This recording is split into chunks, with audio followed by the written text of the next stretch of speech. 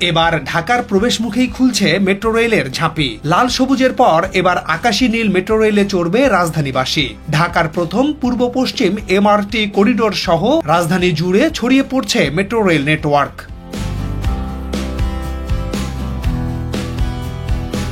সাম্প্রতিক সময়ে ঢাকার তাপমাত্রা কোনোদিন 40 ডিগ্রি সেলসিয়াস, কোনোদিন 42 ডিগ্রি, আবার কোনোদিন তা ছাড়িয়ে যাচ্ছে আরো বেশি। সড়কের তীব্র যানজটের সাথে তাপদাহ যোগ হওয়ার পর সড়কে চলাচলকারীদের অবস্থা কতটা শোচনীয় হতে পারে তা বলার অপেক্ষা রাখে না। কিন্তু যারা মেট্রো রেলে যাতায়াতের সুযোগ পাচ্ছেন তাদের কাছে প্রতিনিয়ত মনে হচ্ছে এই পথ যদি না শেষ হয় তবে কেমন হতো। নিশ্চয়ই ভালো হতো, কারণ মেট্রো রেলের কোচগুলো শীতাতপ নিয়ন্ত্রিত। নির্দিষ্ট সময় পরপর ট্রেন মেলে, নির্দিষ্ট সময়ে যাওয়া যায় গন্তব্যে।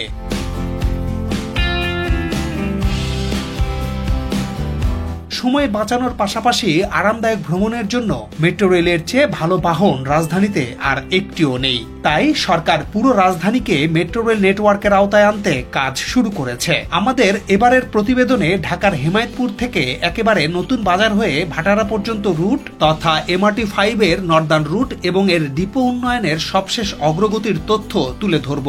ঢাকার পাতালে গড়ে ওঠা এই রেল নেটওয়ার্কে আপনাকে স্বাগত জানাচ্ছি।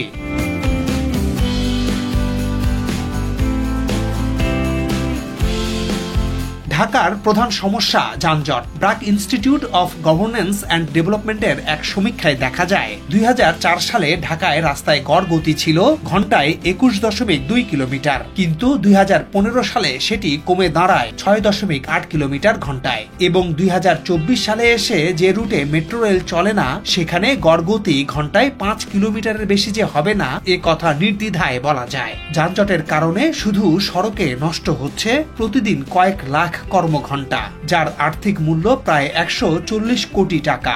শুধু ঢাকার যানজটের কারণে দেশের সামগ্রিক জিডিপি 2.9% কম হয়।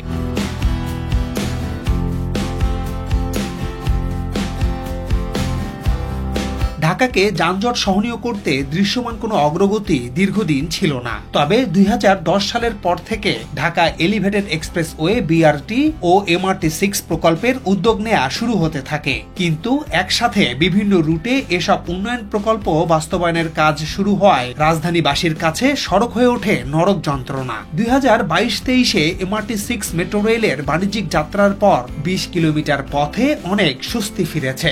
যদিও একই সময়ে ঢাকা এলিভেটেড এক্সপ্রেসওয়ে ও BRT প্রকল্পের একাংশ খুলে দেয়া হয়, যা যানজট নিরসনে কিছুটা ভূমিকা রাখতে শুরু করে।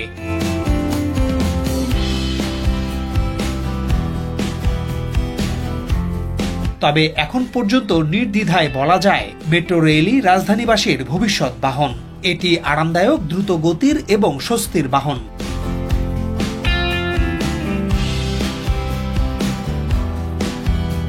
রাজধানীর অন্যতম প্রবেশমুখ হেমায়েতপুর। উত্তরবঙ্গ সহ যমুনার ওপারের জেলা থেকে প্রতিদিন অসংখ্য যানবাহন সুবিস্তৃত এই ঢাকা আরিচা সড়ক ধরে ঢাকার সাথে সংযোগ রক্ষা করে চলে।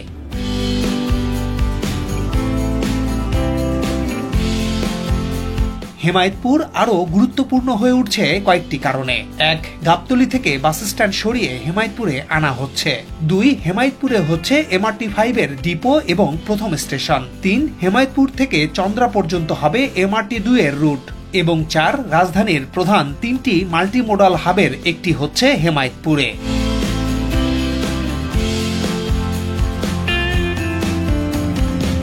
ভবিষ্যতে যে হেমায়েতপুরকে আমরা দেখতে পাবো সেই পরিবর্তনের প্রথম ধাপ হচ্ছে MRT-5 এর ডিপো, যার ভূমি উন্নয়ন কাজ এখন অনেকটাই দৃশ্যমান।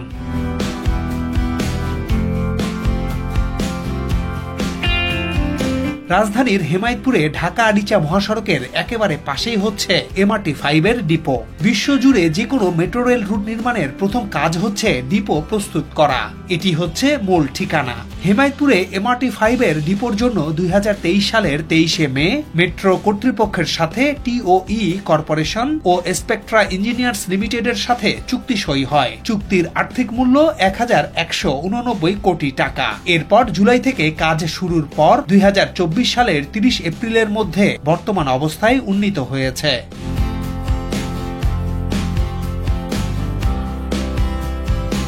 শীত, বর্ষা গরম যাই হোক, সমানভাবে চলছে ডিপোর উন্নয়ন কাজ। এই ডিপো ও ডিপো এক্সেস করিডোর নির্মাণের জন্য সাভার উপজেলার বিলামালিয়া ও কুন্ডা মৌজায় প্রথম পর্যায়ে 99.25 একর ভূমি অধিগ্রহণ করা হয়। গত 31 মার্চ পর্যন্ত ডিপোর কাজ 15.66% শেষ হয়েছে।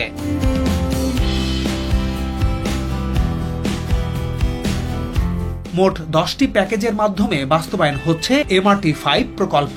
2023 সালের 4 নভেম্বর প্রধানমন্ত্রী শেখ হাসিনা আনুষ্ঠানিকভাবে MRT-5 প্রকল্পের উদ্বোধন করার পরই গতি এসেছে এই প্রকল্পে।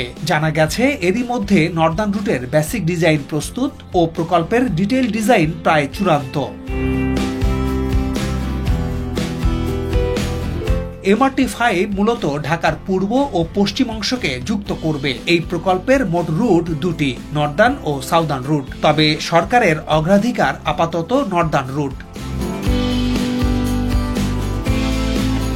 এক নজরে নর্দার্ন রুটটি দেখে নেওয়া যাক। এর শুরুর পয়েন্ট হেমায়েতপুর, সেখান থেকে আমিনবাজার পর্যন্ত হবে উড়াল মেট্রো রেল। এরপর তুরাগ নদের নিচ দিয়ে দেশের ইতিহাসে প্রথমবারের মতো রেলপথ নির্মিত হবে। সেখান থেকে গাবতলী, টেকনিক্যাল মোড়, মিরপুর 10, কচুক্ষেত, বনানী, গুলশান হয়ে নতুন বাজার পর্যন্ত যাবে। আবার নতুন বাজার থেকে ভাটারা পর্যন্ত হবে উড়াল মেট্রো রেল।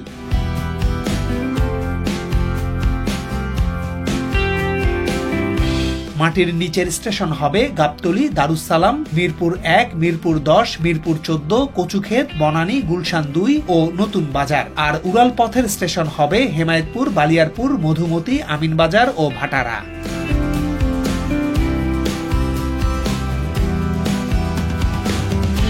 এই রুটের মোট দৈর্ঘ্য 19.6 কিলোমিটার। মাত্র 32 মিনিটে হেমায়েতপুর থেকে যাওয়া যাবে ভাটারা। ভবিষ্যতে ভাটারা থেকে মাদানী অ্যাভিনিউ এর ওপর দিয়ে এই রুটে ট্রেন যাবে জলসিঁড়ি প্রকল্প পর্যন্ত। ফলে সাভার থেকে নারায়ণগঞ্জ যেতে 1 ঘন্টাও লাগবে না।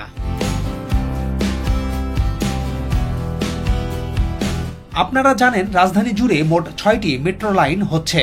ঢাকার উত্তর, দক্ষিণ, পূর্ব, পশ্চিম পুরোটাই আসবে মেট্রো রেলের নেটওয়ার্কের আওতায়। গাজীপুর, টঙ্গী, নারায়ণগঞ্জ পর্যন্ত মেট্রো রেলের সুবিধা মিলবে, যার দৈর্ঘ্য হবে 128 কিলোমিটার।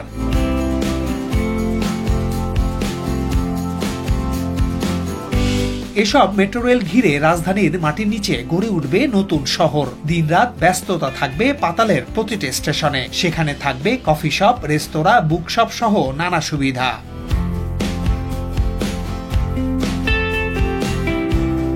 এক এক রুটে ট্রেন চলবে এক এক রঙের। MRT-6 সবুজ, MRT-1 লাল ও MRT-5 নর্দার্ন রুটের ট্রেনের রং হবে আকাশী নীল। এক এক রুটে এক এক রঙের ট্রেন চলাচলকে আপনি কিভাবে দেখছেন? দয়া করে মন্তব্য ঘরে মতামত জানান। যারা বিদেশে বিভিন্ন রঙের মেট্রো রেল দেখেছেন ও চড়েছেন তাদের অভিজ্ঞতাও জানতে চাই। যা হোক, হেমায়েতপুরে ডিপো নির্মাণের মাধ্যমে 41,239 কোটি টাকার প্রকল্পটির ভৌত নির্মাণ কাজ শুরুর পর বাকি কাজগুলো গুছিয়ে নিচ্ছে DMTCL কর্তৃপক্ষ। তবে ঢাকার মূল ব্যস্ত সড়কে কাজ শুরু হলে মানুষকে ভোগান্তি মেনে নেয়ার জন্য প্রস্তুত থাকতে হবে। এছাড়া ঢাকা আরিচা মহাসড়কের গাবতলী ও পাটুরিয়া ফেরিঘাটের মধ্যবর্তী প্রধান বাস স্টপ ও বাজার এলাকায় ডেডিকেটেড সার্ভিস লেন ও বাসবে নির্মাণে 696 কোটি টাকা খরচ করছে সরকারের সড়ক ও জনপথ বিভাগ। প্রকল্পটি চলমান। MRT-5 নর্দার্ন রুটের নির্মাণ কাজ শুরু হলে সদ্য উন্নয়নকৃত এই মহাসড়কের হেমায়েতপুর গাবতলী অংশ ক্ষতিগ্রস্ত হবে। উড়াল পথের জন্য যেসব পিলার তৈরি করা হবে সেগুলোর পাইলিং এর জন্য সড়কে খোঁড়াখুড়ির প্রয়োজন হবে। অন্যদিকে আমিনবাজার আর গাবতলী এলাকায় নির্মাণ হবে মেট্রো রেলের দুটি পাতাল স্টেশন। এই দুই স্টেশন নির্মাণ কাজের কারণেও ঢাকা আরিচা মহাসড়ক ক্ষতিগ্রস্ত হওয়ার আশঙ্কা আছে। একদিকে মেট্রো রেল করছে সরকারের DMTCL, অন্যদিকে সড়কের এসব কাজ করছে সরকারের সড়ক ও জনপথ বিভাগ। সরকারের দুটি সংস্থার মধ্যে সমন্বয় করে কাজ করলে আশা করি রাষ্ট্রের সম্পদের অপচয় কম হবে, জনগণের ভোগান্তিও কম হবে। যারা ভাবছেন কল্যাণপুর শ্যামলীবাসীরা কি মেট্রো রেলের সুবিধা পাবে না, তাদের জন্য আছে সুখবর। MRT-5 এর আরেকটি রুট হচ্ছে সাউদার্ন। এই রুটটি হবে Gabtoli, technical, Kalyanpur, Shyamoli, college gate, Asad gate, Russell square, Karwan Bazar, Hatir ঝিল, তেজগাঁও, আফতাবনগর সেন্ট্রাল, আফতাবনগর পূর্ব, নাসিরাবাদ ও দাশেরকান্দি পর্যন্ত। 2030 সালের মধ্যে গাবতলী হতে দাশেরকান্দি পর্যন্ত উড়াল ও পাতাল সমন্বয়ে 17.40 কিলোমিটার দীর্ঘ এবং 15টি স্টেশন নিয়ে হবে MRT-5 এর সাউদার্ন রুট, যার প্রাক সম্ভাব্যতা যাচাই সম্পন্ন করা হয়েছে। এখন চলছে বিভিন্ন ধরনের সার্ভে এবং প্রকৌশল নকশার কাজ।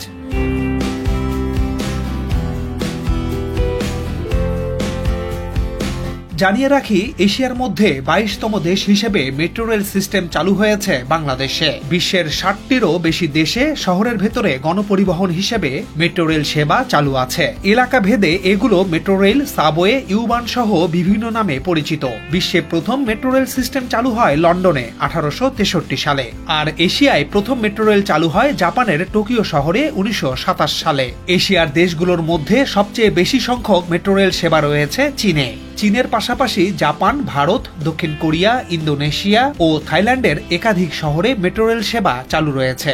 বাংলাদেশে মেট্রো রেল সেবা এসেছে জাপানের হাত ধরে।